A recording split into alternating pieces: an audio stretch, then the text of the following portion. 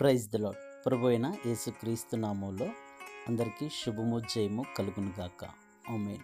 దేవుడు మనకిచ్చే ఈ వాగ్దానాలు మన జీవితంలో నెరవేర్చుట కొరకు మొదటిగా ప్రార్థన. కృపగల దేవ, దయగల తండ్రి, కనికరం కలిగిన ప్రభువా, మీ పరిశుద్ధ నామానికి వందనాలు, స్తుతులు, స్తోత్రాలు చెల్లించుకుంటున్నాం తండ్రి. అయా, మీరు చెప్పబోయే వాగ్దానం నా జీవితంలో, మా జీవితంలో, మా కుటుంబంలో ఉన్న వారందరి జీవితంలో నెరవేర్చుటకు కృపను దయచేయండి.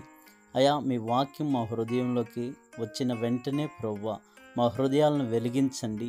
ఆ వెలుగు మా కుటుంబానికి, మా ఇరుగు పొరుగు వారికి, మా ప్రదేశానికి నాయనా గొప్ప వెలుగుగా మారుటకు కృపను దయచేస్తారని నమ్ముతూ విశ్వసిస్తూ నజరేయుడైన యేసుక్రీస్తు నామంలో అడిగి పొందుకొని ఉన్నాం మా పరమ తండ్రి. ఆమేన్.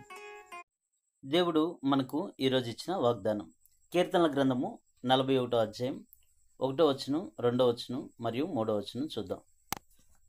ఆపత్కాలమందు యెహోవా వానిని తప్పించును, యెహోవా వానిని కాపాడి బ్రతికించును. రోగశయ్య మీద యెహోవా వానిని ఆదరించును. అయితే దేవుడు మనకు ఈ వాగ్దానం దయచేశారు. అయితే యెహోవా ఆపత్కాలంలో రక్షించే దేవుడు, యెహోవా కాపాడి బ్రతికించే దేవుడు, రోగశయ్య మీద దేవుడు ఆదరించే దేవుడు. వానిని అంటే ఎవరిని దేవుడు తప్పిస్తారు, బ్రతికిస్తారు, ఆదరిస్తారు. ఆపత్కాలము అంటే ఉదాహరణకి ఇజ్రాయేలీలు ఎర్ర సముద్రం దాటాలి. ముందేమో ఎర్ర సముద్రం, వెనకేమో ఫరో సైన్యం. మరి అది ఒక ఆపత్కాల సమయం.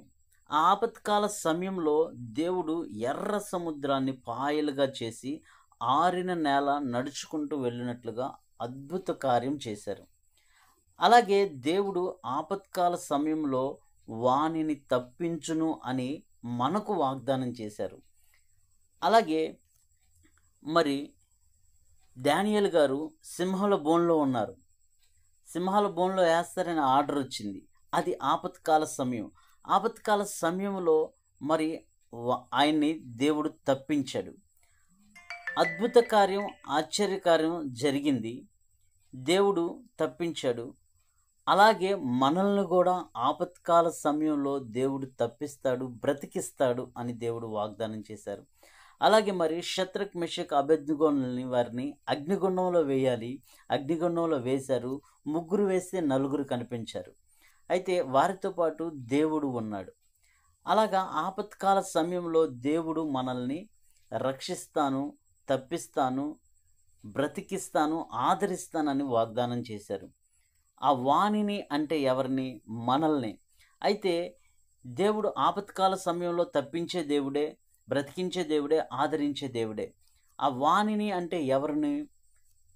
పై భాగం చూస్తే బేదలను కటాక్షించువాడు ధన్యుడు. ఎవరైతే బేదలను కటాక్షిస్తారో వారు ధన్యులు. ఆపత్కాలమందు యెహోవా వానిని తప్పించును. ఎవరైతే బేదలను కటాక్షిస్తారో ఆపత్కాలమందు వారిని దేవుడు తప్పిస్తాడంట. యెహోవా వారిని కాపాడి బ్రతికించునంట. వారు భూమి మీద ధన్యులుగా ఉంటారని చెప్తున్నారు. వారికి రోగశయ్య మీద యెహోవా వారిని ఆదరించును అని దేవుడు వాగ్దానం చేశారు. ఇదే వచనం యేసుక్రీస్తు ప్రభువారు నూతన నిబంధనలో మత్తయి సువార్త 5వ అధ్యాయం 7వ వచనంలో చెప్తున్నారు. ఏమని? కనికరము గలవారు ధన్యులు, వారు కనికరించబడతారు.